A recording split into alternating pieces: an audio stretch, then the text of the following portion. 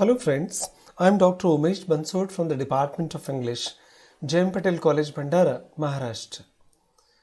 Today we are discussing The Verger, one of the famous stories written by William Somerset Maugham.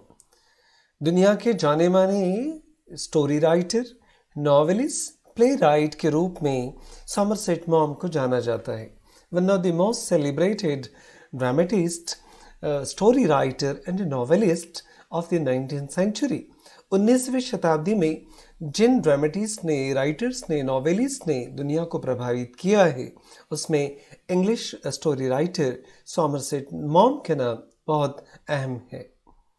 The Verger is a story written by Somerset Maugham, and he born in 1874 and died in 1965, very much belonging to the 19th and the 20th century, was an English playwright, novelist and a short story writer. During World War I, he worked as a secret agent.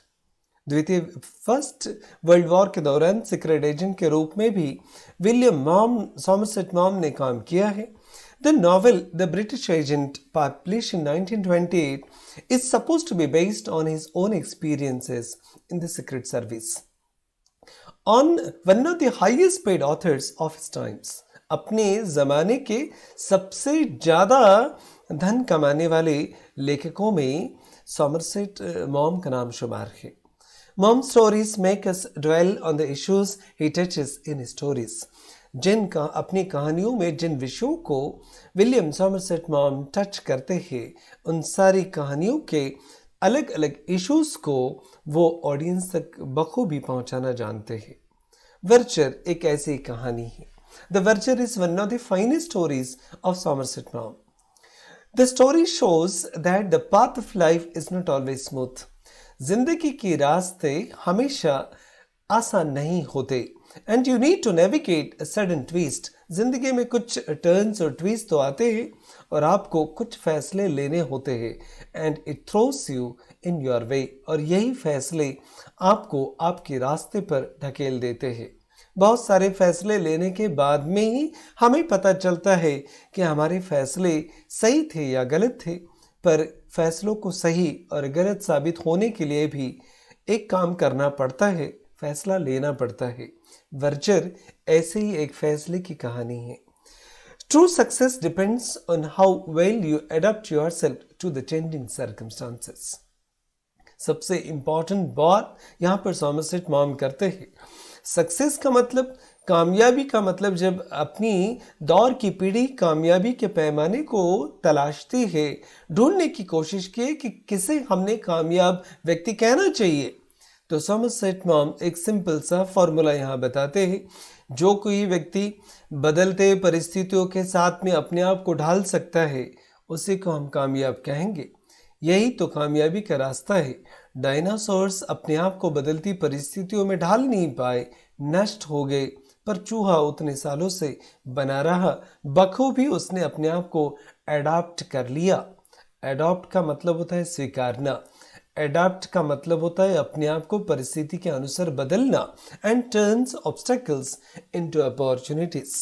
रास्ते में अगर पत्थर आया, ठोकर लगी, तो पत्थर को गाली देकर हम अगर बाजू से गुजर गए तो हम परिस्थिति को बदल नहीं पाएंगे.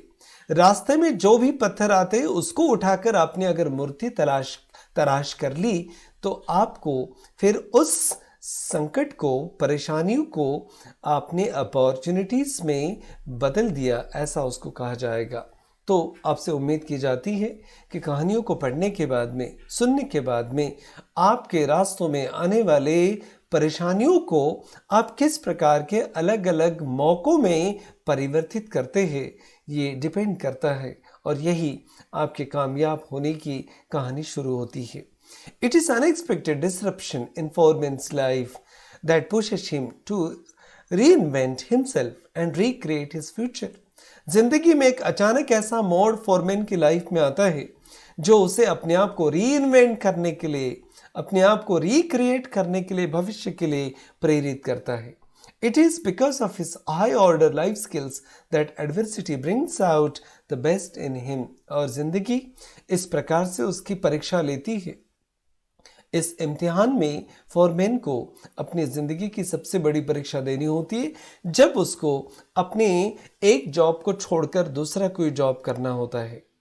जिस दौर से हम गुजर रहे हैं, नौकरी का जाना आम बात हो चुकी है. जिस समय एक काम करते हुए व्यक्ति को 14-15 साल के बाद में अपनी नौकरी अचानक गंवानी पड़ती है, तो आगे क्या? इस प्रकार के सवाल उसके सामने खड़े रहते हैं और यही सवाल उसके जवाब के तरफ भी उसे ढकेलते हैं. यह हर एक व्यक्ति ने अपनी अपनी परिस्थिति के अनुसार ऐसे सवालों के जवाब ढूंढने होते हैं. फोरमैन किस प्रकार से इन सवालों को ढूंढता है, यही कहानी है वर्जर की.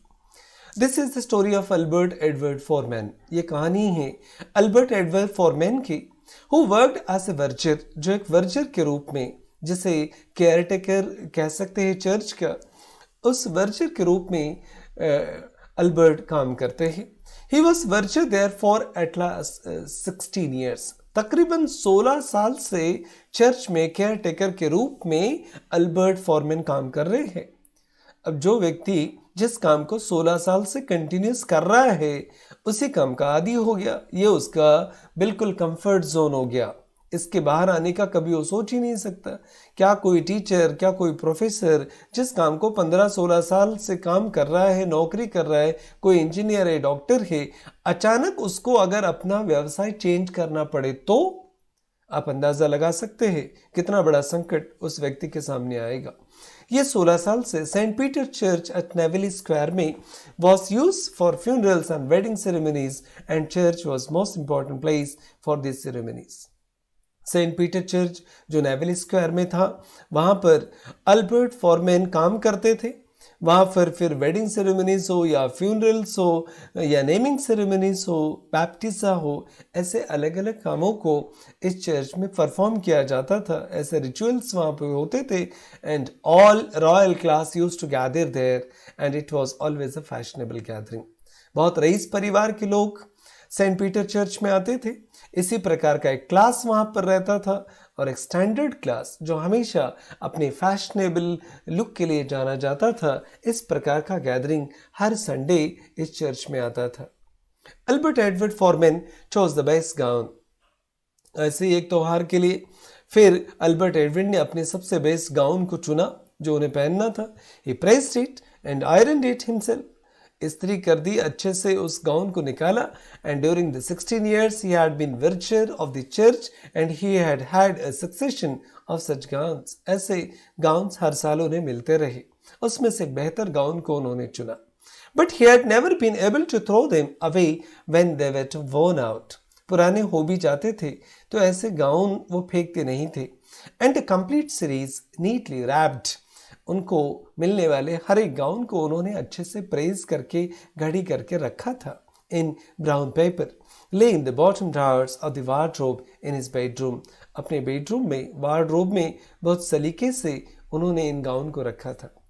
The verger busied himself quietly replacing the painted wooden cover on the marble font, taking away the chair that had been brought for an sick old lady, and waited for the vicar to have finished in the vestry so that he could tidy up in there and go home.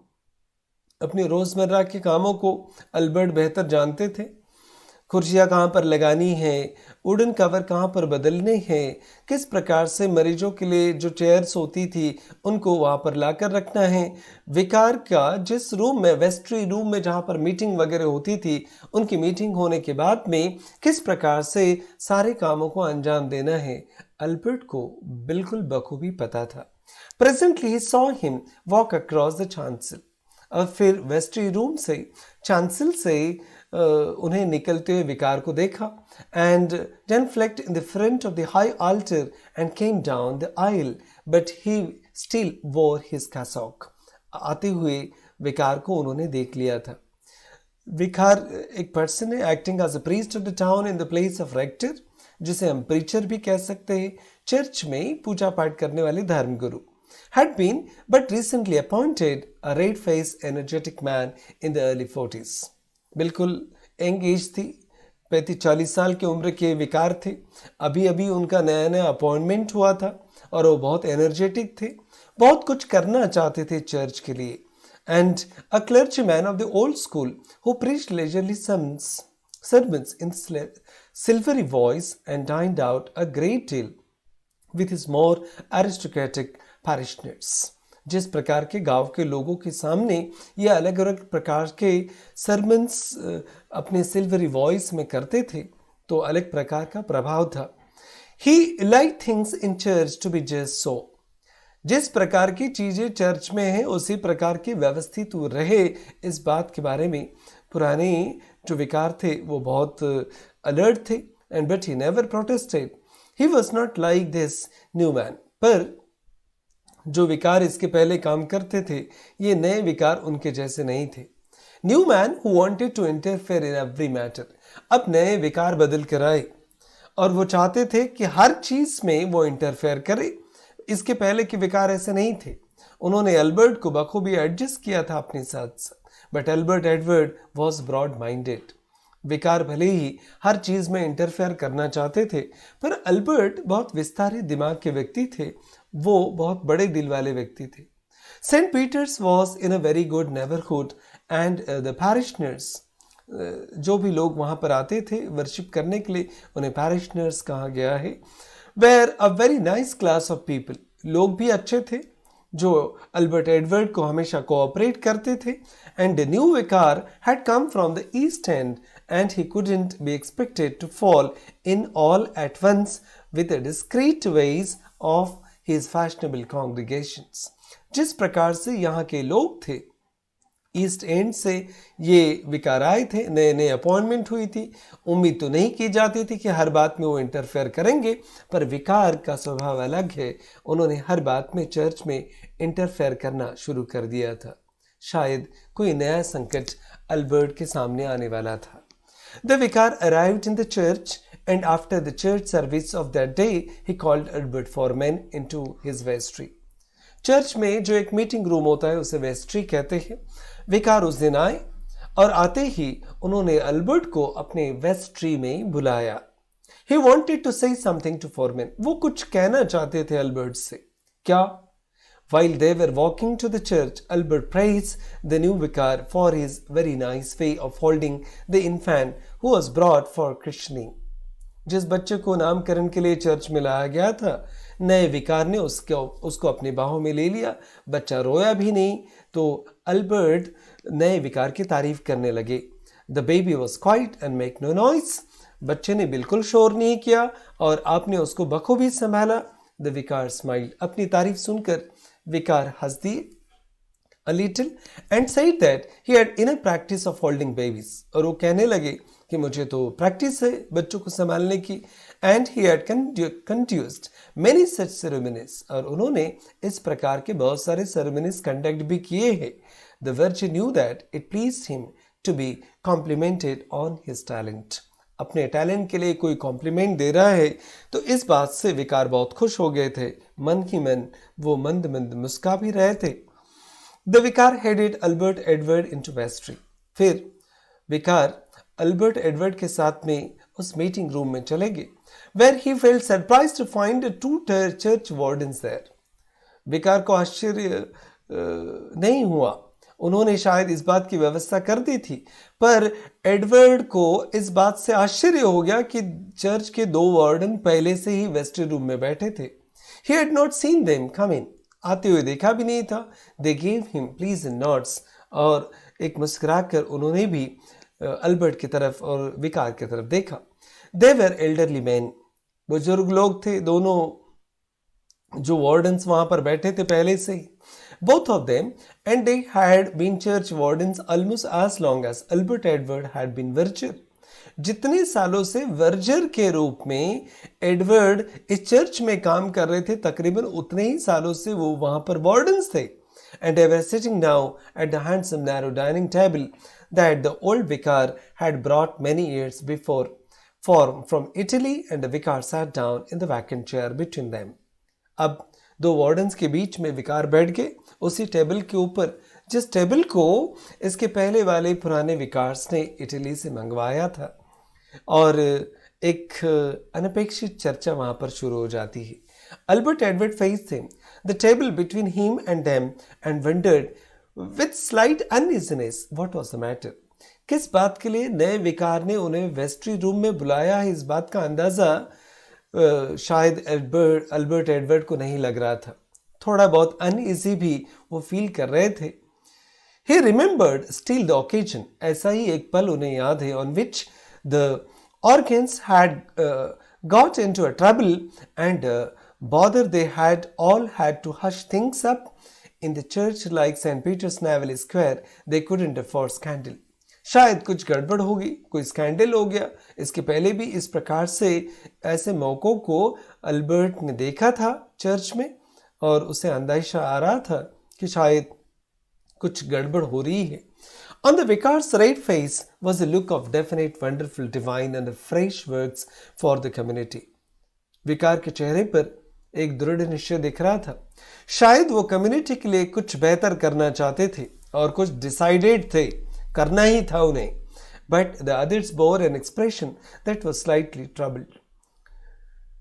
Edward तो चेहरे के भाव देख रहा था विकार के, पर दो वार्डन्स के चेहरे पर जिस प्रकार के भाव थे, इन्होंने हिला कर रख दिया. डर गया अल्बर्ट एडवर्ड अंदर ही अंदर. किस प्रकार के एक्सप्रेशंस थे? That was slightly troubled and it made Albert feeling uneasy. और दो वार्डन्स के चेहरे को देखने के बाद में अल्बर्ट एडवर्ड अपने आप को अनईजी फील करने लगे. शायद कुछ गलत होने वाला है, कुछ अलग होने वाला है. The vicar began to speak and praise Albert for his service. फिर विकार ने बोलना शुरू कर दिया. अल्बर्ट एडवर्ड की इतने सालों की सेवा के लिए उसकी तारीफ की in the church and said that he has no complaint regarding his work. Albert के काम के बारे में अभी तक चर्च में कोई शिकायत नहीं है, इस बात को विकार ने बताया. He had been in service before he was appointed to his ecclesiastical office, but only in a very good house, and his deportment was irreproachable. Starting as a page boy in the household of a merchant prince, he had risen by due degrees from the position of the fourth to first footman. एक page boy से लेकर Albert ने इस church में शुरुआत की थी, और एक फुटमैन तक न जाने कितने पायदान ऊपर चढ़कर अल्बर्ट एडमंड ने वर्जर की पोस्ट हासिल की थी. For a year he had been single-handed butler to the widowed peeress, and till the vacancy occurred at St. Peter's, butler with 2 men under him. और विकार के पहले भी जो पुराने विकार थे इस चर्च में काम करने वाले थे. इतने सालों से अल्बर्ट चर्च में काम कर रहा है. अभी तो इसके अनुभव के आधार पर 2 बटलर्स भी इसके अंडर में काम करते हैं.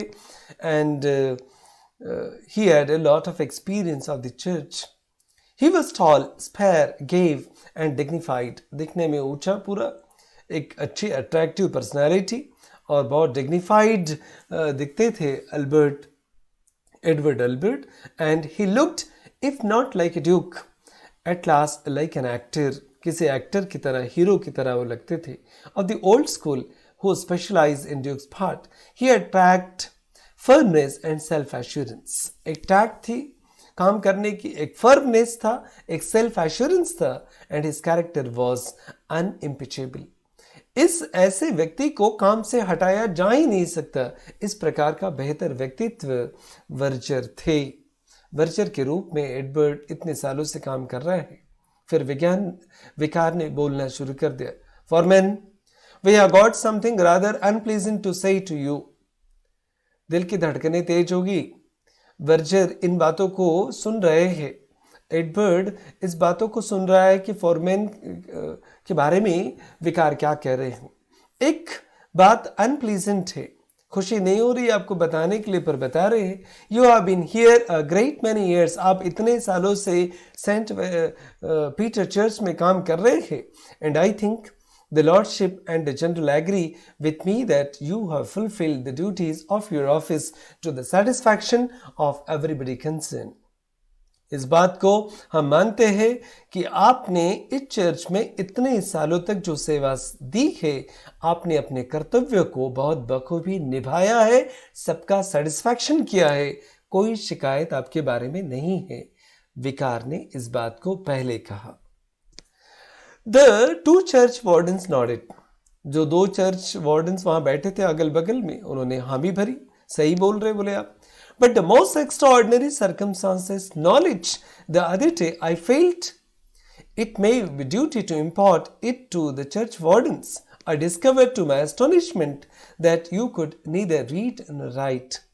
पर एक बात हमने ऑब्जर्व की है और दोनों वार्डन्स को इस बारे में बताना मैंने जरूरी समझा। इतने बड़े चर्च में आप काम करते हैं, इतने सालों से आप अपनी कर्तव्य को यहाँ निर्वाह कर रहे हैं, पर एक बात हमारे ध्यान में आई है। I discovered to my astonishment, और मुझे आश्चर्य लग रहा है, you could neither write nor read. आप लिखना और पढ़ना नहीं जानते। ये बात विकार ने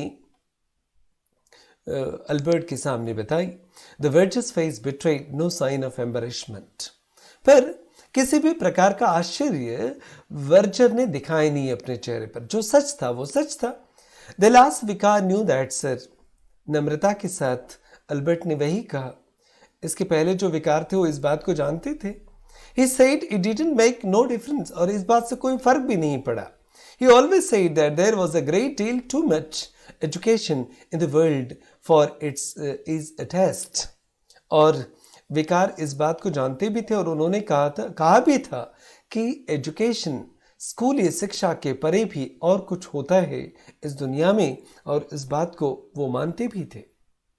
The vicar said that he did not want to take risk with the Verger's lamentable ignorance. नए विकार बदल गए, नए कानून लगाने लगे, हर बात में हस्तक्षेप करने लगे और इस बात को वर्जर के सामने बता दिया कि आप जिस प्रकार से अज्ञानी हैं, लिखना पढ़ना नहीं आता, हम इस बात को बर्दाश्त नहीं कर सकते और इस बात का धोखा भी हम स्वीकार नहीं कर सकते।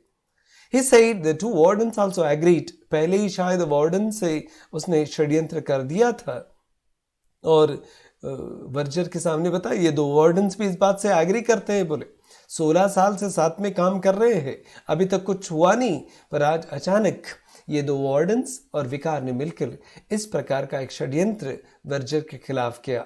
That in a famous church like St. Peter's such a thing could not be allowed to continue. इस बात को हम आगे कंटिन्यू नहीं कर सकते। इतने बड़े चर्च में ऐसा फैसला विकार ने सुना दिया। Understand me Foreman, I have no complaint to make against you. Vicar फिर अपनी सफाई देने लगे। आपके खिलाफ कोई कंप्लेंट नहीं है वर्जर। फॉरमैन, आप समझिए इस बात को। You do your work quite satisfactorily. आप अपने काम को बहुत बखूबी करते हैं। I have the highest opinion both of your character. आपके चरित्र के बारे में, आपके कैपेसिटी के बारे में मेरा ओपिनियन बहुत ही अच्छा है। But we haven't the right to take the risk of some accident that might happen owing to your lamentable ignorance. पर आपके अनपढ़ होने के कारण कोई खतरा चर्च में हो जाए क्रिएट, इस बात को हम कबूल नहीं कर सकते। It's a matter of prudence as well as a principle. ये एक प्रूडेंस की बात भी हो सकती है, विजडम की, और एक नियम के तौर पर, सिद्धांत के तौर भी हम किसी अनपढ़ व्यक्ति को चर्च में रख नहीं पाएंगे। However, he said they would give the 3 months time. फिर एक काम करते हैं। मैंने पहले ही कहा कि आपके काम के बारे में हमारी शिकायत नहीं है।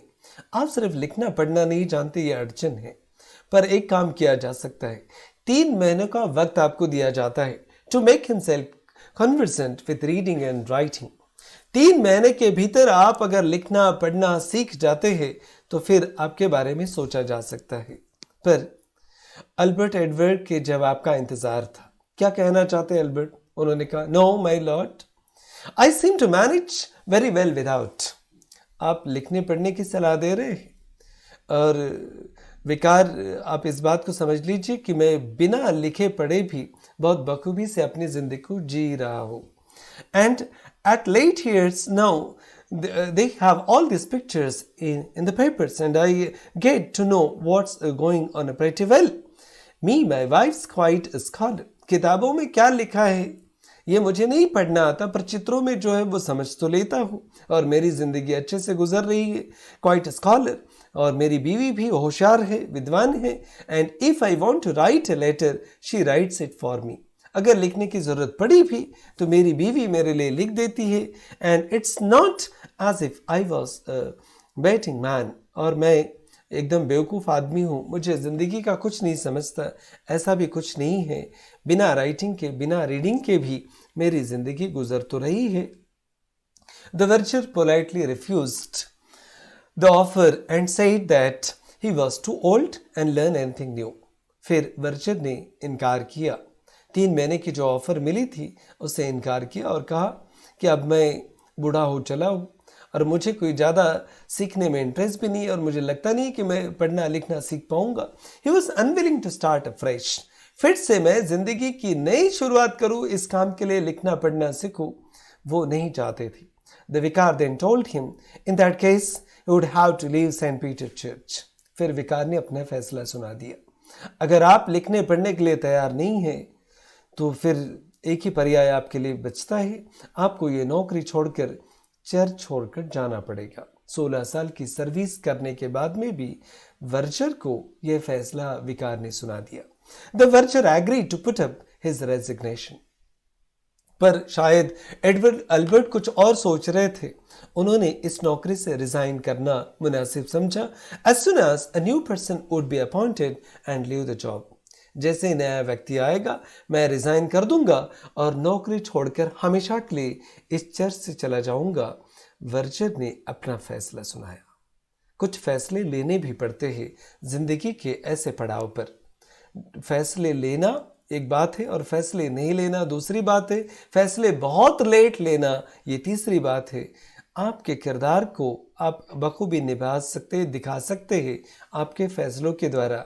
फैसले कब लेते हैं, कितने वक्त में लेते हैं, ये बात तय करती है आगे क्या होने वाला है। He then hung his gown in the vestry, फिर जिस गाउन को इतने सालों से संभाल कर रखा था, गाउन उतार कर उस मीटिंग रूम में वेस्ट्री में जाके टांग कर रख दिया। Put on his coat, took his hat and came out after locking the church door. अपनी हैट उठाई और इतने सालों की सेवा के बाद में चर्च का गाउन टांग कर अब एडवर्ड अल्बर्ट वापस आ चुके थे। He walked slowly across the square. उस नेवली स्क्वायर से वो चलकर वापस आए। कुछ भी डिसाइडेड नहीं था। His heart was heavy. दिल गम से भरा हुआ था। 16 साल की नौकरी जा चुकी थी। He was thinking what he would do after leaving the job. इतने साल की कंफर्टेबल नौकरी जाने के बाद अब क्या करना, असहज असमझ की अवस्था में वो वहां से गुजर रहे थे।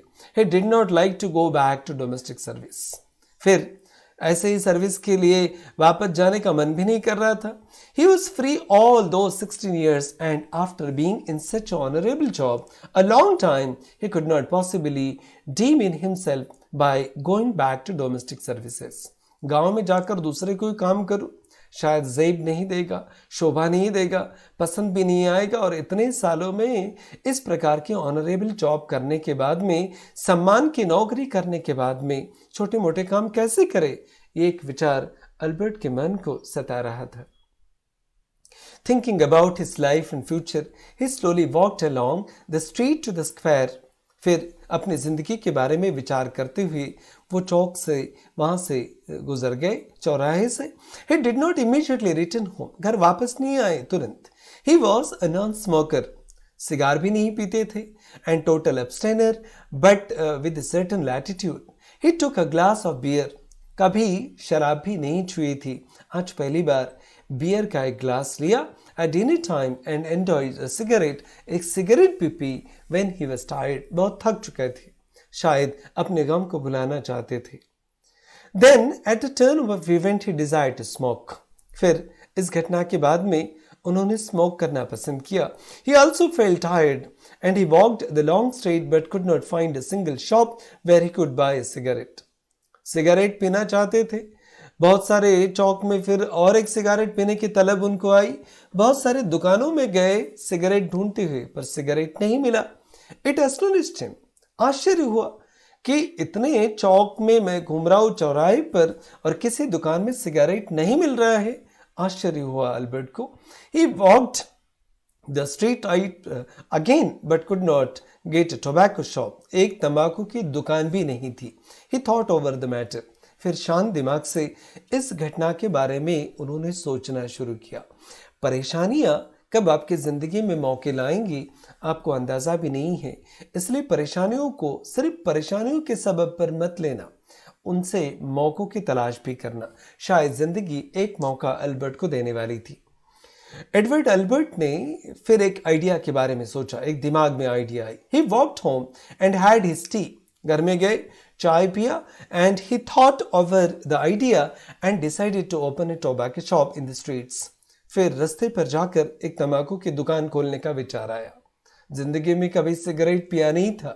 सिगरेट पीने की तलब आई तो सिगरेट मिला नहीं, और इस घटना ने एडवर्ड अल्बर्ट की जिंदगी को बदल दिया। Next day, he went along the street. दूसरे दिन रास्ते के किनारे चले गए, found a small shop too late and took it within a 24 hours. 24 घंटे में उन्होंने सर्वे किया। एक दुकान किराए से खाली थी, किराए पर ले ली and he saved the tidy sum in its job as verger. और वर्जर के रूप में काम करते हुए जो अमाउंट उन्होंने अभी तक बचाया था, he utilized the money to open his tobacco shop. और जिंदगी में जो भी नया टर्न आया था उसके मौके को उन्होंने भांपा, एक किराए की दुकान ली और अपनी जिंदगी भर की कमाई दाव पर लगा दी। He did so well in the business. Business इतना बेहतरीन हुआ that he opened a second shop in year in another street. दूसरे चौक में जाकर फिर दूसरी दुकान खोल दी, where there was no tobacconist and appointed a manager. फिर एक मैनेजर को अपॉइंट किया।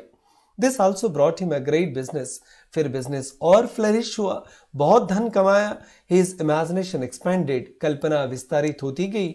He walked about London. फिर लंदन में घूमने लगे and wherever he found a long street that had no tobacconist and a shop too late, he opened a tobacco shop. फिर London के अलग अलग चौराहे पर घूमते रहे, लंबे लंबे के रास्तों से घूमते रहे। जहां भी तंबाकू की दुकान, सिगरेट की दुकान नहीं दिखती थी, वहां उन्होंने सिगरेट की दुकान खोलकर अपना नया बिजनेस शुरू करना, बिजनेस की चेन उन्होंने शुरू कर दी। He went round his 10 shops every Monday. Her Monday को, अभी तक उन्होंने 10 दुकानें खोली थी, हर मंडे को वो अपनी दुकानों में जाकर जानकारी लेते थे, collected the money and deposited them in the bank. 10 दुकान से जो भी बिजनेस होता था सारा पैसा इकट्ठा करके फिर बैंक में जमा करना शुरू कर दिया। On one such morning when he went to the bank to deposit the bundle of notes and silver, he was invited by the manager. एक दिन बैंक में जब बहुत सारा पैसा और नोटों के बंडल वो जमा करने गए तो बैंक के मैनेजर ने उन्हें इनवाइट किया to his cabin. The manager told him till that date his total deposit amounted to 30,000 pounds. उस दिन तक तकरीबन 30,000 पाउंड का धन वो जमा कर चुके थे। उस जमाने में 30,000 पाउंड बहुत बड़ी अमाउंट होती थी। The manager proposed him to invest the amount in securities so that it would fetch him more interest than the bank could give. फिर बैंक मैनेजर ने बुलाकर अल्बर्ट को सजेशन दिया कि आपके पास इतना सारा धन है, आप अलग अलग सिक्योरिटीज में उनको इन्वेस्ट कीजिए ताकि बैंक से आपको बहुत और फायदा मिल सके। Albert Edward said that he did not want to take any risk. Albert Edward ने कहा वो कोई रिस्क लेना नहीं चाहते। And moreover he had no idea of stocks and shares, और स्टॉक के बारे में, शेयर के बारे में उन्हें कोई जानकारी नहीं है। The manager smiled and assured that there was no risk. Manager ने समझाने का प्रयास किया, अल्बर्ट आप इन्वेस्ट कीजिए, इसमें कोई रिस्क नहीं है, and they would do everything for him.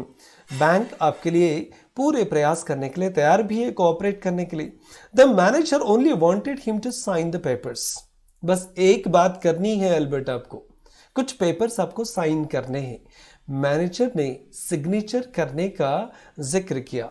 Albert said that he did not know how to read and would not know what he was signing. Sign कहाँ करना है, मैं क्या साइन कर रहा हूँ, मुझे कागज समझ में नहीं आते।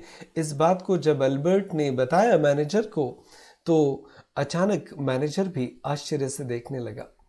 इतना बड़ा धन जिसका बैंक में जमा है, वो साइन करने वाले पेपर्स को पढ़ना नहीं जानता। The manager was so surprise that he jumped from the chair, अपनी कुर्सी से उछल पड़ा। That was the most extraordinary thing I ever heard. पूरे जिंदगी में पहली बार मैंने इस बात को सुना है। You see, it's like this, sir. I never had the opportunity until it was too late, and then somehow I wouldn't. I got obstinate like. इसके पहले मैं कभी इतना आश्चर्यचकित नहीं हुआ। The manager stated at him as though he were prehistoric monster. जैसे कोई prehistoric monster हो, उसको विश्वास ही नहीं हो रहा था। And do you mean to say that you have built up this important business and amazed fortune of 30,000 pounds without being able to read or write? Manager आश्चर्य से पूछने लगे अल्बर्ट को, आप ये कहना चाहते हैं कि आप बिना पढ़े बिना लिखे आप इतने बड़े बिजनेस का एम्पायर खड़ा कर चुके हैं? Good God, man, what would you be now if you had been able to? अगर आप लिखने पढ़ने वाले होते तो क्या चमत्कार कर देते? I can tell you that, sir, said Mr. Foreman. अगर मैं पढ़ा लिखा होता तो मैं क्या कर सकता था, मैं इस बात का जवाब दे सकता हूँ। A little smile on his still aristocratic features. Edward के चेहरे पर हल्की सी स्माइल आई और अगर पढ़ा लिखा होता तो क्या होता, इस बात का उन्होंने जवाब दिया। वो कहते हैं, I would be verger at the Saint Peter's Neville square. Verger ने कहा, एडवर्ड एल्बर्ट ने कहा, अगर मैं पढ़ा लिखा होता तो नेवल स्क्वायर में जो चर्च है वहां पर एक वर्जर ही होता। The manager jumped out of the chair in surprise. It was quite extraordinary, and he remarked then what he would be if he had known reading and writing. Albert smilingly said that he would be the verger of St. Peter's. और अगर मैं पढ़ा लिखा होता तो उस church में सिर्फ वर्जर के तौर पर काम करता होता, एक नौकर के तौर पर वहाँ रहता। आज इतने बड़े एम्पायर का मालिक है एडवर्ड एल्बर्ट। कहानी किस तरह इंगित करती है, किस बात के लिए आपको इंस्पायर करती है, आपको इसको अंदाज़ा लगाना पड़ेगा। सिर्फ पढ़ा लिखा होना कामयाबी की निशानी नहीं हो सकती। आपको अपनी बदलती हुई परिस्थिति के अनुसार आपको बदलना पड़ेगा, चेंज करना पड़ेगा। ऐसी बहुत सारी कहानियां हैं जो दुनिया में आपको प्रेरित करती रहेगी हमेशा हमेशा के लिए। Thank you very much for watching this video and let us hope that this story will inspire you for a different life, to take your life on a different height. Thank you very much.